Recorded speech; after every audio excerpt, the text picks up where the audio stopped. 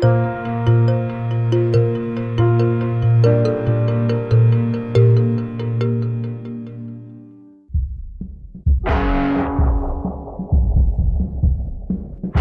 computer hacker group Anonymous is claiming tonight that it took down the website of the Federal Appeals Court in San Francisco this afternoon. They took down Senate.gov servers. They've taken down HB Gary. Sony's claiming they did $150 million worth of damage. So many confidential files that tonight, because of these hackers, can be in the hands of anyone. Visa, MasterCard, the PayPal situation. The criminals who hacked into Sarah Palin's private email. The Church of Scientology says Anonymous is a cyber terrorist group of religious bigots. Anonymous and this other group called Lulz Sec. They seem to be wanting to prove a point. Anonymous kind of was like the big, strong, buff kid who had low self-esteem. And then all of a sudden punched somebody in the face and was like, holy shit, I'm really strong. And Anonymous calls itself the final boss of the internet. And sometimes it proves to be really fucking true. You are going to violate the freedoms of the internet, you certainly better watch the fuck out. They are kind of the rude boys of activism. There's a real rough edge to them, which I think also is one reason why they garner so much love and hate from people too. They represent a certain sort of chaotic freedom. Individual, young, nameless, faceless folks are having geopolitical impact. I mean, it's both exhilarating to realize that and terrifying to realize that. It kind of depends on how that power is wielded. We are legion. Please do not forget. Expect us.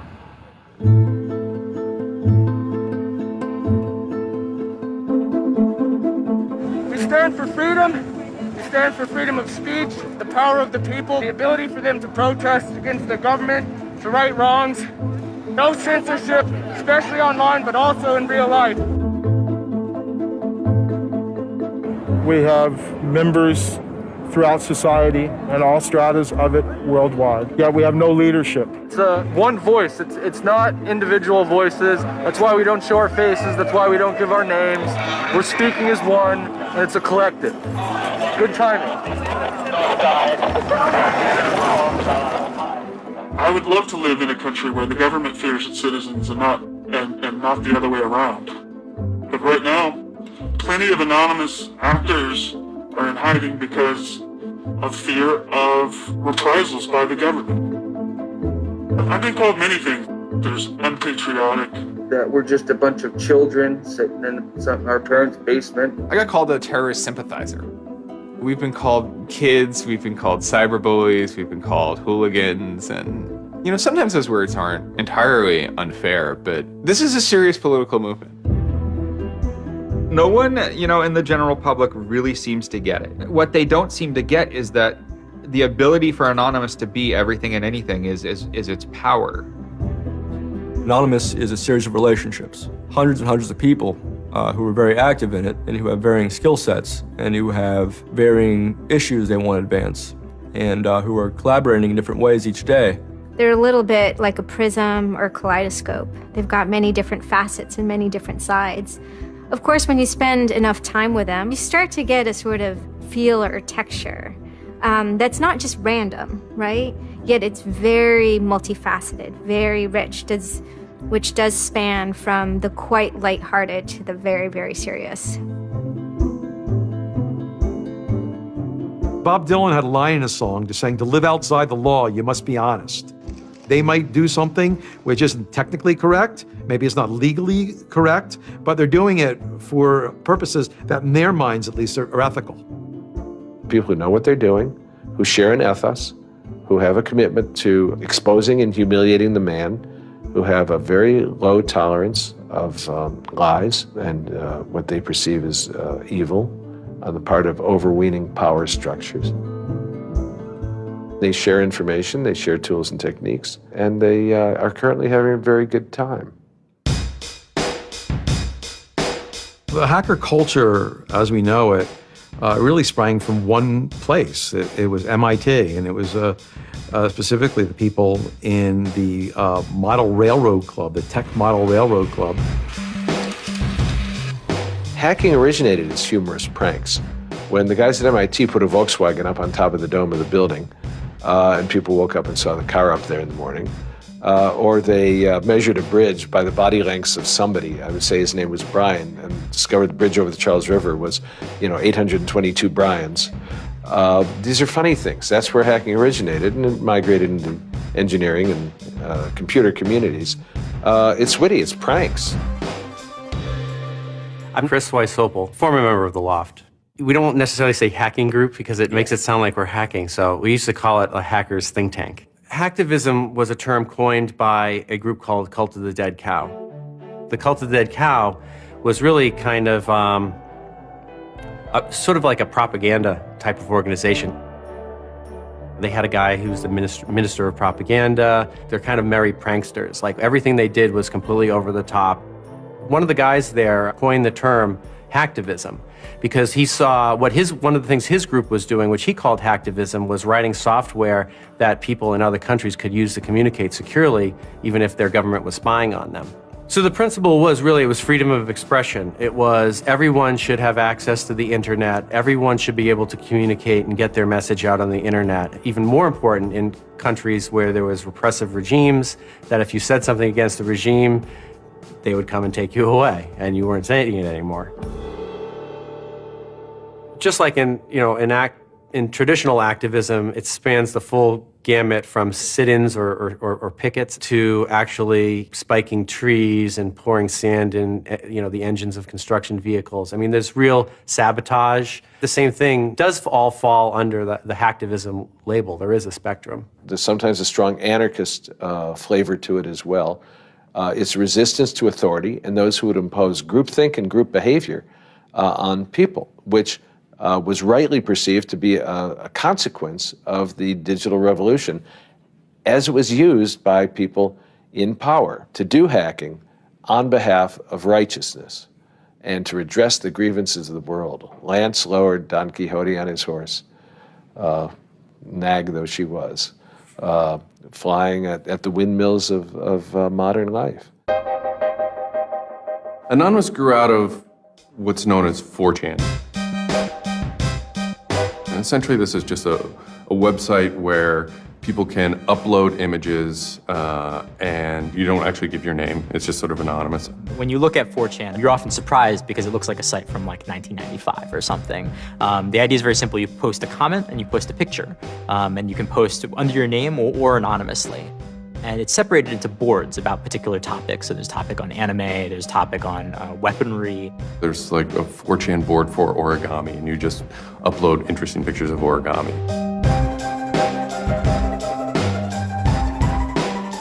And then there was a group called the B board, which essentially was for like anything goes. The first time anybody goes on B, it's kind of an instant revulsion. Because there's never a time that you go on there where you don't see something horrible. That instantly puts off a lot of people. The idea is post something that can never be unseen. Half of the posts on B are there specifically to make people not want to come back to B. It's what you get when people are allowed to express themselves with absolutely no restrictions whatsoever. It's the kind of sum of human imagination, and people can get together and think together without any limits or parameters. It's the most vile, disgusting, and funny thing on the internet.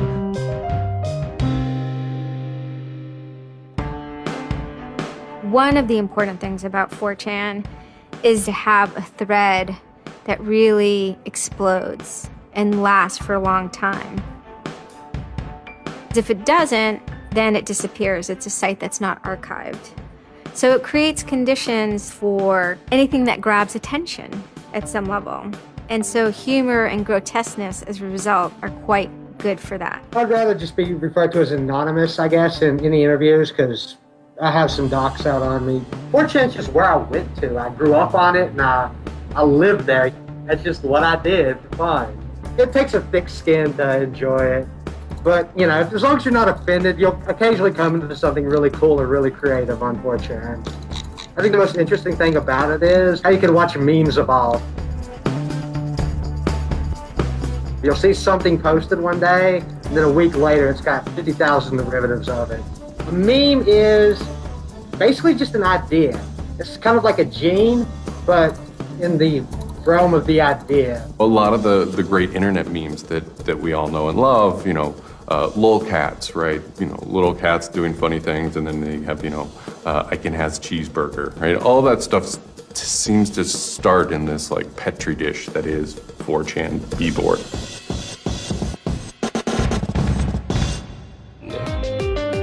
Say it publicly and your insane chocolate rain. Name any meme from the last about 6 years, and I'll bet you either in its first posting ever was on 4chan, or at least one of its earliest revisions that became what it was on 4chan. I can see the food situation is so we'll be on our way. It's basically the best breeding ground for internet culture, as far as I'm concerned. With your neighborhood insurance rates, chocolate rain. 4chan is also very known for acts of trolling. Trolling is a fucking art. Trolling is getting the person you're talking to get as pissed off as they possibly can, and for no reason except for your own enjoyment. Maybe you're trying to illustrate a point, but it's mostly for your own enjoyment. For them, it's funny that like people think the internet is serious business. And if people think the internet is serious business, it's a troll's job to make their life terrible.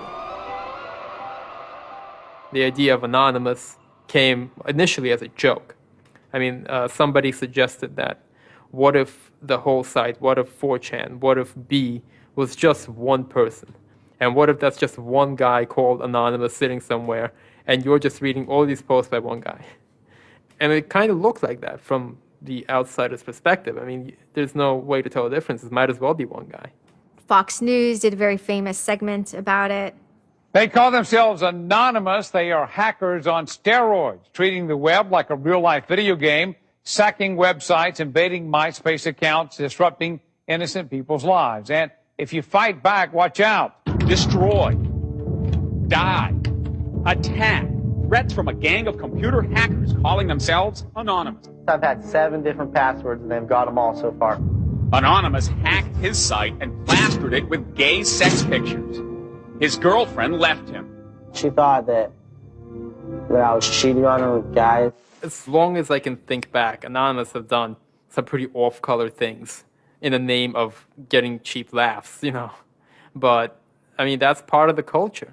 They get what they call lulz. Lulz is a corruption of LOL, which stands for laugh out loud. Anonymous gets big lulz from pulling random pranks. For example, messing with online children's games like Habbo Hotel. Habbo Hotel was this online community where you had an avatar and you walked around and talked to other people. It was kind of like an early version of, World of Warcraft or Second Life or any of those virtual worlds. What the people on B did was invade Habbo Hotel, created, thousands of avatars. They all had this one uniform of a black guy with a big afro wearing a black suit. And so there would be thousands of these people, black guys, black suit, huge afro, walking around this world, and they would do things like form a swastika out of themselves. And I think that was a real landmark because it was when they were able to see that, they can use their numbers to do something really interesting and really disruptive. So we blocked the entrance to their pool, and that just pissed them off so fucking much. It was fucking beautiful. That was fucking just wonderful. Wonderful times. Those kids love that pool. They love the shit out of their pool. The goal was actually to offend everyone, simply because the idea that we could offend you by drawing a little shape on the screen was stupid to the people involved in it. They were like, really? You're going to get that mad over us just drawing this on the screen? Wow. Well, you need to refocus a little on life because this should not be upsetting you that much. All these different organizations online, whether it's 4chan or just any website, there's typically a community aspect to it. This is where people have their social relationships. This is where their friends are. This is where they have a creative outlet. And so all those aspects are going into groups like Anonymous, where people feel like they're part of a bigger thing and they're able to express themselves within that group.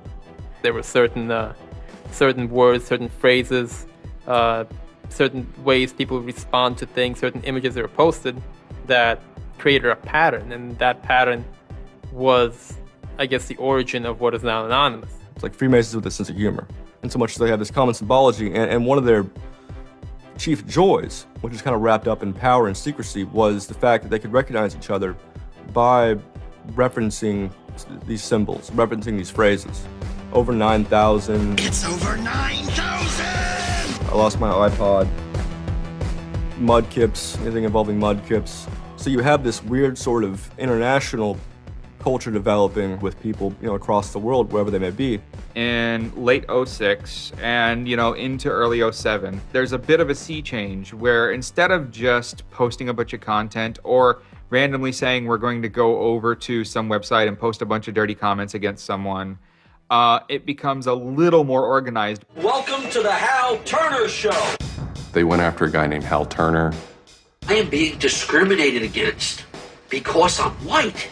Hal Turner was a neo-Nazi who was, big online and had a podcast. I think that the 14th Amendment was not ratified properly, and I think, therefore, it is still okay to have Negroes as slaves in America. The first time I heard about Hal Turner is he was knocking somebody on 4chan.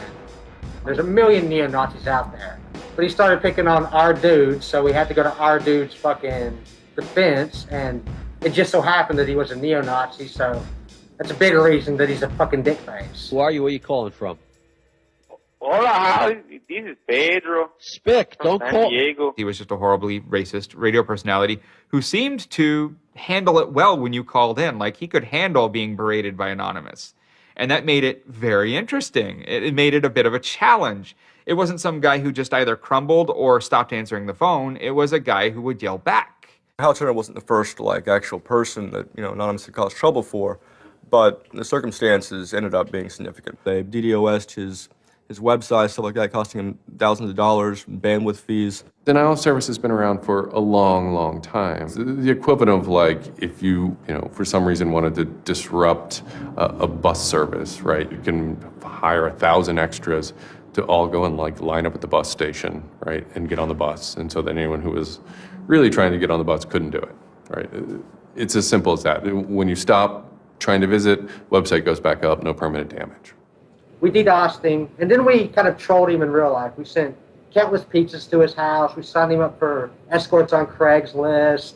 We sent a bunch of pallets of industrial materials to his house, which he ultimately had to foot the bill for.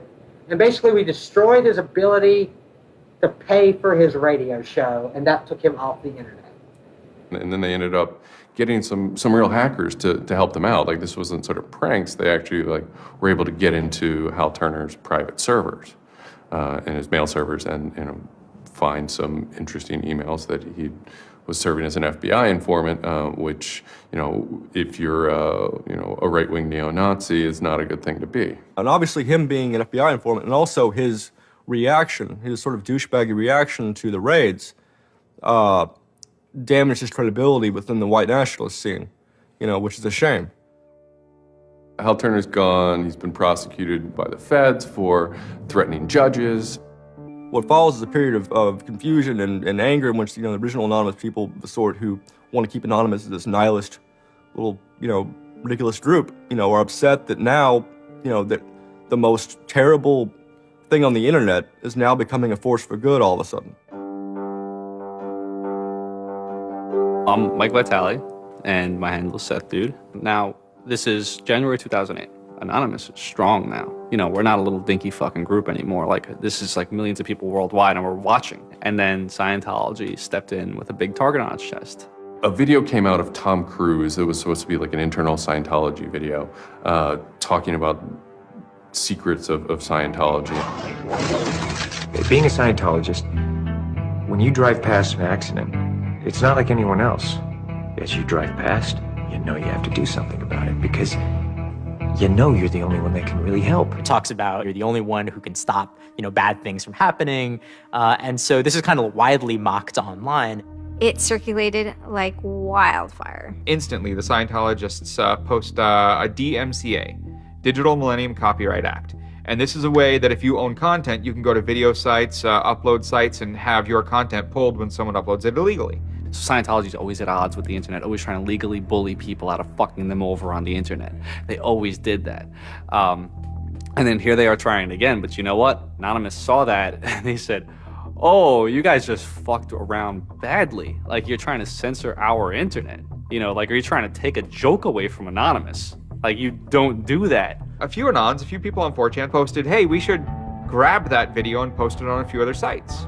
What followed was, it's this term called the Barbra Streisand effect. And this video, as they're attempting to suppress it, went everywhere. Like, everywhere you look on the internet, you were gonna stumble upon this video.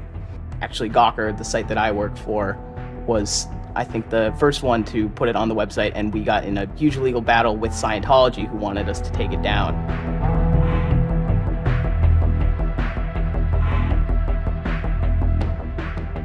Scientology is an interesting target because in some ways it's the perfect inversion of what geeks and hackers value. At so many different levels: science fiction, intellectual property, discourses of freedom, science and technology. It's very proprietary, it's closed. And so in some ways, if you had something like a cultural inversion machine and you stuck geeks and hackers in there, you'd get something that looks a lot like Scientology. So it's quite offensive, and there's a real pleasure in attacking your perfect nemesis. And people who knew what Anonymous was to begin with were like, oh my God, Anonymous is gonna go to war with Scientology. This should be really interesting. Especially because it's two weird ass groups. I mean, I've been an Anon for a long fucking time. I know Anonymous is really strange. They're weird, and the stuff we like is weird, and it's really not mainstream at all. Now you have Scientology. Also really weird. A lot of crazy shit goes down. Anybody on the outside who's seeing this is going, let's watch these two retards fight. Like, both their pants are gonna fall down, they're gonna triple, and then it's gonna hurt everybody, and it's gonna be hysterical. And then that's when 4chan kind of reared into action, really reared into action. And they started to troll the Church of Scientology. And this took the form of pranking the Dianetics hotline, ordering pizzas. I go to call them on the phone and it's busy. And that's their main fucking Dianetics hotline. Their Dianetics 800 number, you can't get through because Anons have completely fucking clogged it and just probably saying stupid shit. The whole idea was just you call them just to keep them on the phone. What's an Elron? How do I Dianetics my face? They were not expecting that and they couldn't handle it. I'm Brian Mettenbrink. I had just gone to 4chan just on pure happenstance, and I saw a post about the Scientology thing, and I started looking up stuff, and I'm like, oh, this is actually for a decent cause. I think I'll, do this. Anonymous members have developed a distributed denial of service attack tool called Low Orbit Ion Cannon, which is a name taken from a computer game. Low Orbit Ion Cannon is what's called an end game weapon in Red Alert. All you had to do was literally follow instructions step by step. You do is you put in the site, you see that the IP is correct, you make sure that all these settings are good, and you hit the button, and off it goes. And what it does is it tells Scientology.org, in this case, it tells them to send their website to my computer about, I think it was 800,000 times in a weekend. And I'm pretty sure I probably took it down myself a couple of times. It felt like you were making a difference, just you yourself. And you didn't even have to leave your home, And one of the guys said, we need to make a video. We have to make a video. Hello, leaders of Scientology. We are anonymous. When the video came out on January 21st, that was one of the first times that Anonymous, as a culture, started referring to itself as Anonymous as a movement. That video probably changed everything. We are anonymous. We are legion. We do not forgive. We do not forget. Expect us. It basically looked like if a computer was going to tell you that he was going to beat the shit out of you, this is what it would look like. That one video really galvanized that moment of innovation. That's exactly like with that video, internet activism, as it's known today, was born. And you just see this consensus forming that it's going to happen. So we made the code of conduct. Don't bring weapons. Dress accordingly. Cover your faces, because they will try and find out who you are and screw with your life. Rule number 17. Cover your face.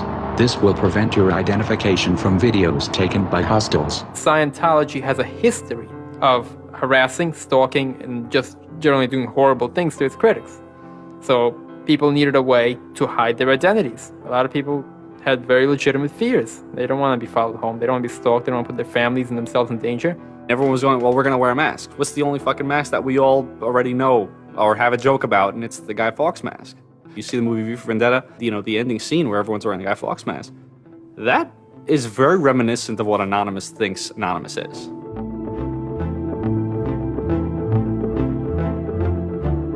We wanted to represent anonymity in some way when it moved into real life. I think that the Guy Fawkes mask was one of the most natural things to happen. It is the idea that none of us are as cruel as all of us. You have this massive crowd of people who are anonymous that is going to fight against a bigger thing and win.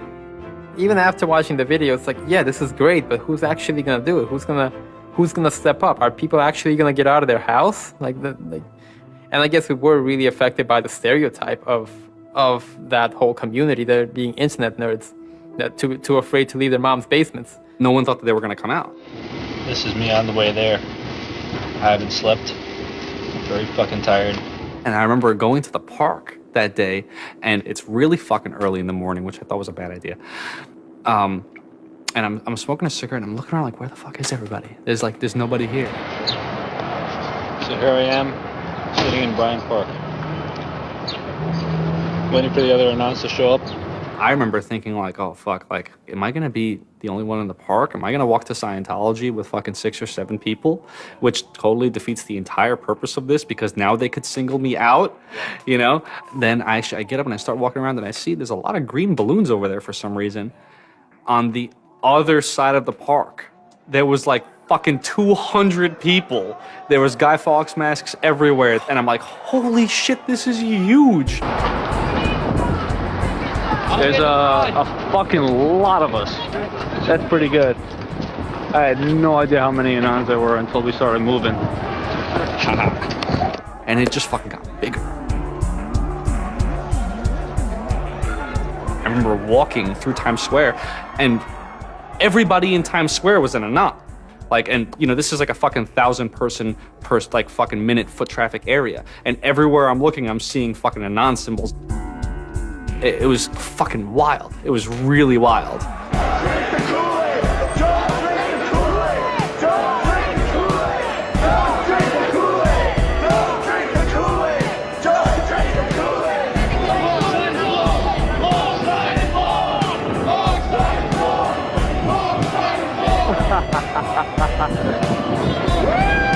This is our fucking raid. Hell yeah! So we start getting numbers in. And Sydney, we're thinking that it's going to be 50 people. And before 10 a.m., before even time, there's already 50 people there. And there's still streams of people walking down the streets. A couple hours into it, you know, because I didn't go to bed until 1 in the morning, you know, you're looking at Sydney as, wow, there's 250 people in Sydney. The cops are estimating higher than that for their reports. What just happened? Adelaide, Perth, and Melbourne happened. And, you know, over 200 at each of them. We nearly broke 1,000 leaving Australia. Now, the next protest was Tel Aviv, which had actually gotten its first Scientology building right before this. There were Palestinians and Israelis at this protest, both holding their flags. And at one point, they actually switched flags and held up each other's flags and whatnot. It was awesome to see. I call our guy in London, Britanon, and I say, hey, what's going on there? And he's like, did you just get out of bed? I said, yeah, I haven't even turned on the computer. I just figured I'd call you. And he said, we've got 600 people and the cops are really, really mad at me. All the major cities were having hundreds of people come out. It was massive. Clearwater had like 300 people. I don't think anyone beat out LA. I think LA had over 1,000 people.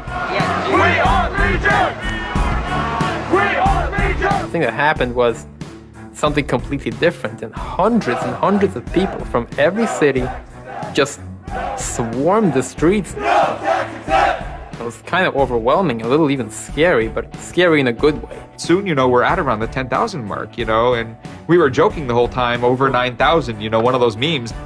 It was too surreal. It was not believable. You go by what name? We are anonymous. It was very empowering, especially after people saw the thousands of people showing up. This was it. We owned the world at that point. We all met each other. The idea of an anon is you're fucking alone until you get to 4chan, and then these people all think like you, And all of a sudden, you're not alone. You are with fucking 500 others, they all know the same jokes as you. They all clearly have similar interests as you. Here's your culture. You meet your own people finally. It's perhaps a little surprising. It's not just preteens or teenagers. There's a far more even mix of males and females than you would imagine otherwise. And there were a lot of these so-called guys who weren't socially good. They were very awkward. They still lived at home at 23, half of them virgins. And I'll tell you, the amount of those people who got laid from these protests happening is in the thousands that would not have for years probably. That's why those protests were so important. It was a chance to finally meet other people that were previously anonymous and unknown, and hence it was the moment of the end of their anonymity. Scientology, they kind of fought back, so to speak. They posted stuff online. While claiming they are peaceful, in less than 3 weeks, anonymous members made or encouraged 8,139 harassing or threatening phone calls, 3.6 million malicious emails, 141 million hits against church websites, 10 acts of vandalism, 22 bomb threats, and 8 death threats against members and officials of the Church of Scientology. They wanted to find me. They did. They hired PIs. They started taking pictures of us, threatening to sue us. I did the whole low orbit ion cannon stuff, and then I pretty much just went about my life after that for, I think it's 6 months, and then the FBI showed up here at my parents' house. 2 men got out of the car and took Flashed took their jackets off and laid their guns on the front seat and came up to ask us if Brian was home and explained that they were the FBI and they were looking for Brian, and I've never been so scared. I did the second most damage is what Scientology said. I sent the second most out of everybody. So I got the maximum for my category, which was 1 year in prison and 1 year supervised release. I think, the way I feel is for what I did was one of the most lopsided punishments I've ever read about or heard of. Yeah, I think it's ridiculous, especially the year supervised release where I can't touch a computer for a year. I'm not sure what that's supposed to solve except make my life difficult. So that computer behind me back there, I could go back to prison if I went over and touched it. I'm very proud of what he did. He stood up for what he believed in. I never would even dream of hurting anybody. It's just not me.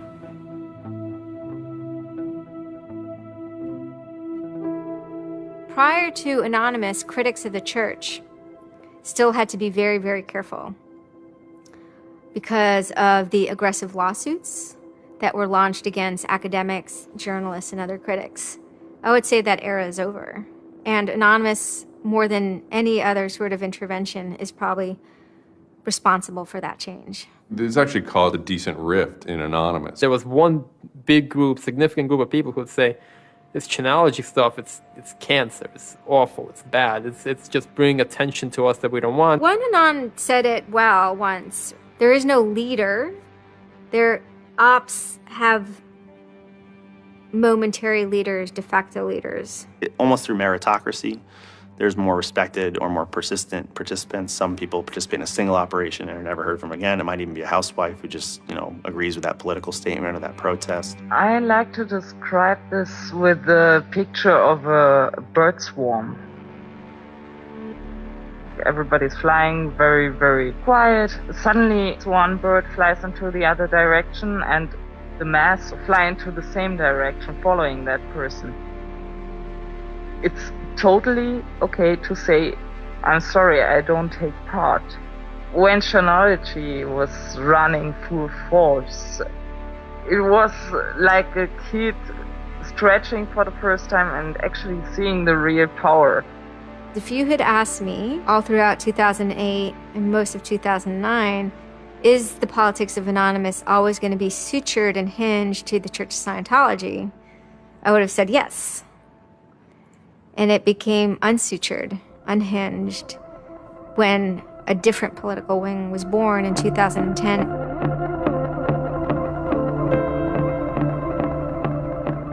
It is our task to find secret abusive plans and expose them where they can be opposed before they're implemented. The interesting thing about someone like Assange is that he actually also sprang from, a hacker culture. It's a mentality of spreading information. Julian was Mendax. He was the greatest hacker that ever walked the face of the earth when I was a kid.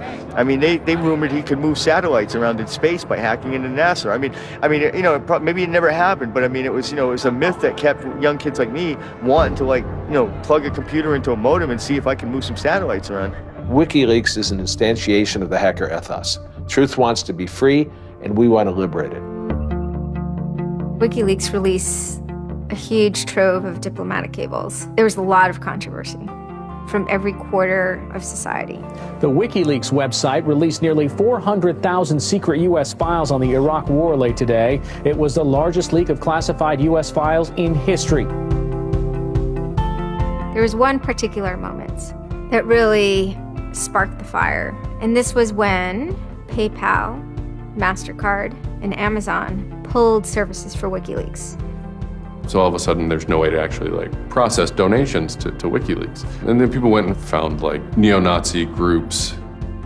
Visa and MasterCard were perfectly fine with you being able to PayPal, being able to make donations to them.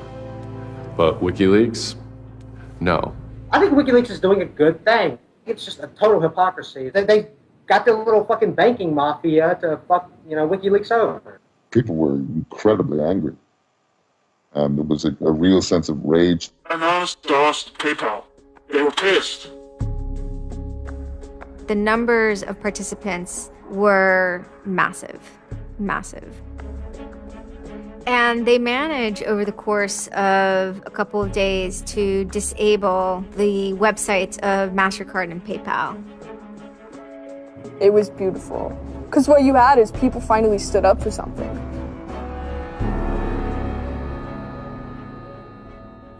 My name's Pete Fine. You can call me an internaut or a hacktivist. Telecomics is an ad hoc cluster of volunteer net activists who have spent much of the last year trying to keep the internet running in the Middle East.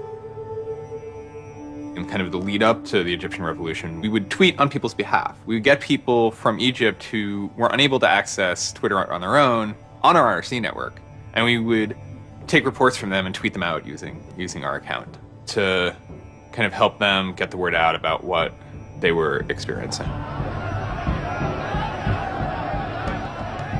Some of this shit is personal.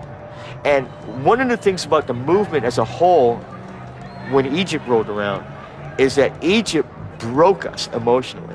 Watching in real time with live feeds that we helped set up, Egyptians get massacred with machine guns. It was different, and I have never in cyber activism wept before. It's never bothered me like that. It's never been able to touch me the way Egypt touched me. And then January 27th, January 28th rolls around, and the Egyptian government starts shutting down the internet. I mean, just for the whole country. There's this fantastic traffic graph that you can see the traffic coming out of Egypt, and it looks like, like this, and it goes like that. Just totally stops. And we were just shocked. We were just like, what the fuck? Like, what the fuck? To think that a country would completely cut itself off as much as it was able to from the outside world was pretty unthinkable. We know bad things go on in the dark places. That's the kind of thing that could start riots. I think when Mubarak did what he did, I think it really upset people here as well as in the Middle East. I put myself in their place, and I found myself in a desert of nothingness because he just wiped out everything that my world incorporated. That just showed me and everybody else that the same thing can happen at any time, at anywhere, in any government. Anonymous and the people on the internet stood up and said, go fuck yourself. You want to shut down their internet? Fine. The people on the internet will show them how to turn it back on. A lot of my friends helped with encryption, helped people on the ground in those countries validate SSL keys and certificates, and really showed them how to subvert their government and become free. And then Telecomics started to tweet connections to the internet, dial-up connections. In Egypt, the care package we put together included some kind of our comms information, the ham radio and dial-up modem details. In total, we helped coordinate and run about 500 dial-up modem lines. We also Googled up treatments for tear gas and other kind of basic medical treatment and found folks who could translate that into Arabic. Sort of put this together in a nice one-page PDF and fax, and off it goes. President Hosni Mubarak has decided to step down from the office of President of the Republic.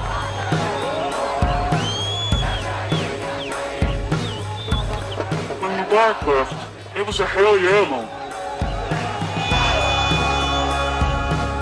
People can rise up. People can make a change. And I think for a lot of people in America, it was the first time they had seen people rise up and take down their government and say, we're sick of this shit. We're sick of the oppression. We're sick of living as slaves to your power. We had Egyptians come thank us as we're doing this stuff, and I said to them, like, look, you guys just get our back if stuff goes down here. It's a revolution that was facilitated by the internet, by Facebook and by Twitter. Not caused by it. I mean, 50 years of dictatorship has caused the Arab Spring. But the internet has certainly been helping. Although it was awesome and it was one part we were fighting for me it was quite clear that it's not the end of the story. That it's not suddenly changing into rainbows and nine cats or whatever, but that we now have to watch even more. Suddenly on February 5th, Financial Times article comes out that we all see. And it's quoting this guy named Aaron Barr, who's the CEO of HP Gary Federal, which is an intelligence contractor. And Aaron Barr is telling this Financial Times journalist, Joseph Min, that he's been secretly monitoring the AnonOps server where all this is going on, and has done so for several weeks, and using his own custom brand of information operations techniques, has managed to identify the alleged leadership of Anonymous, including 25, quote, lieutenants, unquote, some sort. We have to see this document. Everyone wants to know. We don't need to destroy him. We don't need to destroy his company. So they get it. It was unbelievably easy to get into that network. Now, to put that in hacker terms, Anonymous is a hornet's nest. And Barr said, I'm going to stick my penis in that thing. The HP Gary hack brought about 70,000 emails. Probably the most important ones had to do with a proposal that HP Gary had already formulated. It was packaged up as a nice PowerPoint presentation, kind of act as privatized agent provocateurs, where they were going to discredit WikiLeaks. HP Gary was proposing submitting fake documents to WikiLeaks, and then when discovered as fake, the error could be called out and it would discredit WikiLeaks. Right.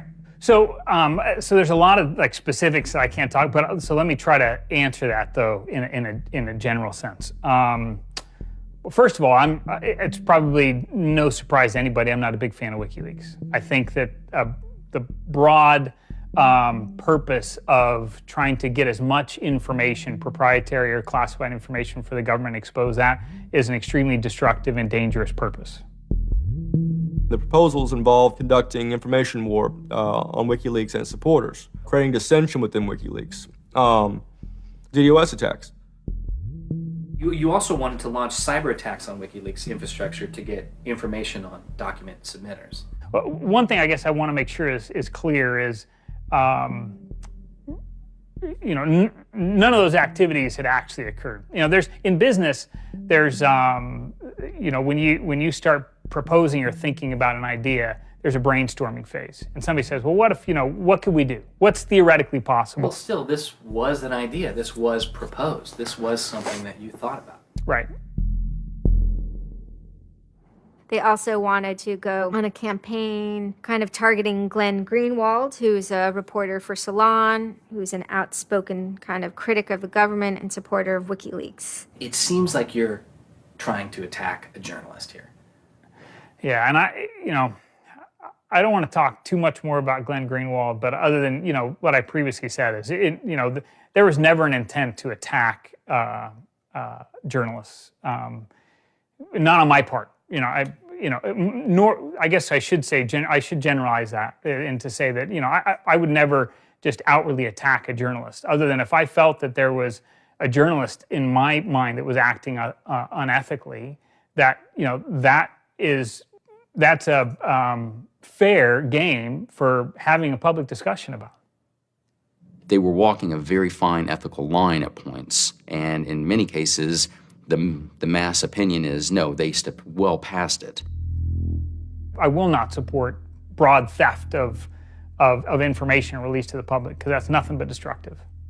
If somebody has information that's been stolen from them, and whether or not WikiLeaks encouraged the theft of that, or whether or not it was just put in their lap, still they're threatening to release the information that is the private property of another organization. So your choices are to just allow that to happen, or to try to stop it. How offensive is too offensive? We've certainly seen a lot of strategy coming out of governments across the world now saying, publicly admitting that they need to develop better offensive strategies in cybersecurity, because defense as a whole, it isn't enough. It never is enough. In the court of public opinion, that took H.B. Gary quickly from being a perceived victim to being a perceived villain themselves. It was becoming harder and harder to distinguish the good guys from the bad guys. And then, kind of seemingly out of the blue, there was something by the name LulzSec that sailed into the seas. LulzSec, it's sort of a group, mostly from Anonymous, who, large part of the same people who hacked H.B. Gary. And they decided to form this little group and just carry on operations sort of outside the purview of Anonymous for a while. They hacked whatever they wanted, they released whatever they wanted. It's almost like they had no rules. They just said, this is what we're going to do. We're going to stir up the cart. We're going to make some trouble. We're going to make some waves. And they did. The majority of time, the majority of Anons are not doing anything particularly illegal. When they are, a huge number of them try to do that in a very specific political context. For those people, what LulzSec was doing, they were funny, but they were attacking random targets. They were breaking the quasi-rules by attacking media. PBS's Frontline runs a documentary mainly focused on Bradley Manning, the alleged leaker to WikiLeaks. And a lot of Bradley Manning supporters didn't like it. They hacked a website putting a story that Tupac and Biggie had kind of escaped the world of celebrity fame and attention and retired quietly and discreetly in New Zealand. LulzSec, when they attacked PBS, that gave me the creeps, As a journalist, I'm not too thrilled with the idea of someone judging that we don't like you to write that. We don't like your reporting, so we're going to shut down your website. I'm uncomfortable with that. It could be me, and I could be writing something about a group that they didn't like, and I'm happy to sit and talk with them about it, but don't shut my website down. This is obviously about freedom of speech, so attacking the press would be would sort of be a bit of a contradiction. So people always said, well, you shouldn't do that. And obviously LulzSec had a completely different agenda, so they had no problem doing it. Hacktivism started to become sort of, I would say, almost more nasty, using, sort of more no-holds-barred kind of attacks, sort of more vicious attacks. They sort of saw themselves as going out there, breaking into like anything, everything, governments, corporations, police departments, largely for the same reasons Anonymous would. They went after Arizona for immigration policy, 50-day run, causing mayhem, havoc, and then ended it. The computer hacking group, Lulz Security, has announced its disbanding, saying it had achieved its mission to disrupt government and corporate organizations for fun. I call this whole thing the rise of the chaotic actor. And chaotic could be chaotic good, neutral, or evil. If you go back to the old Dungeons and Dragons charts. And some people see Anon-Ops initially, let's stick with Anonymous, as chaotic good. They saw Operation Payback, or they saw attacking Scientology, and they say that's good. It's like Robin Hood, right? Chaotic good. Outside the system, but doing something good. Other people saw Anon as chaotic evil, like the Joker. They just want to see the world burn and doing potentially irreparable damage. And the truth is, yes, it's the entire column of chaotic. I'm actually a little less concerned about some of the things LulzSec's done and more concerned about the next generation of LulzSec, the next turn of the crank of who takes it further or is more aggressive. Whoever fights monsters, should see to it they don't themselves become one. Really, as powerful as they seem to be, LulzSec and Anonymous are really small potatoes compared to the bigger operations that are going on that we don't hear about, maybe operations funded by government. 16 people were arrested today, but dozens of FBI agents targeted alleged members of the loose-knit hacking group. Armed with search warrants, agents hit 6 homes in New York, along with locations across the country. The people arrested yesterday were suspected of attacking PayPal's website after the company shut off payments to WikiLeaks. Defenders of the hackers say they're merely engaged in civil protest, but FBI officials worry the disruptive cyber attacks could move in a more dangerous direction. So the FBI shows up at 6 in the morning, and it was really obnoxious. And I remember being frustrated and angry because there was nothing that I had done that would have justified an FBI search warrant. They came and guns blazing, all this other good stuff, busted down the door. I immediately just dropped down to the floor, 180, didn't want nothing. I wasn't trying to fight nobody. Even if you accept what the government is saying is true, what is important is that people are participating in the process. It is very much the process. It is sitting in a counter in Selma, Alabama, 500 Freedom Riders refusing to allow people to go and sit in at a segregated lunch counter. They write books about that stuff. It is demonstrating at a street corner saying no to a war. It's just a different, it's just a different vehicle. It's the same result. There's always going to be legal consequence when you decide to break the law. That comes with the territory. And it would be naive not to expect that. The question is whether the punishment will be proportional to the crime. And I suspect it might not be. People will be watching very closely to see how these cases proceed, on what grounds, and whether there's any room during the trials to think, especially of the denial of service attacks, as a legitimate form of protest.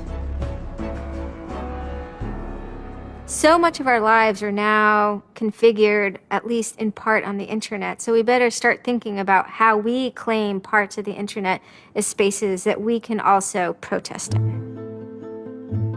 There is a certain online culture that believes in certain values, like freedom of expression. They're against corruption. They're against governments controlling their citizens. And when they see those values harmed in some way by some organization, the hacktivists strike back. I don't think this whole issue is a technical hacking thing. This is more about human philosophy and psychology. What's motivating us? Why is there so much unrest or disenfranchisement or anger that would lead people to want to take matters in their own hands and join these? Whether you think it's bad or not is irrelevant. It's not going away. The part of me that likes the ability to have rapid destabilization and change loves this. The part that knows how powerful it is means it's a force multiplier for good or for evil. And how that power is wielded and how we want to self-regulate is going to be the most deciding factor in if this is a menace or a benefit. I certainly don't think most of the conversations in law enforcement or the government are informed enough to know how to deal with this.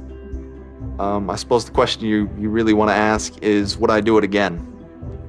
And honestly, after thinking about it, I felt that I did what was right. I had a belief, I still do, that what I did was the right thing, and hopefully someone got some good out of it.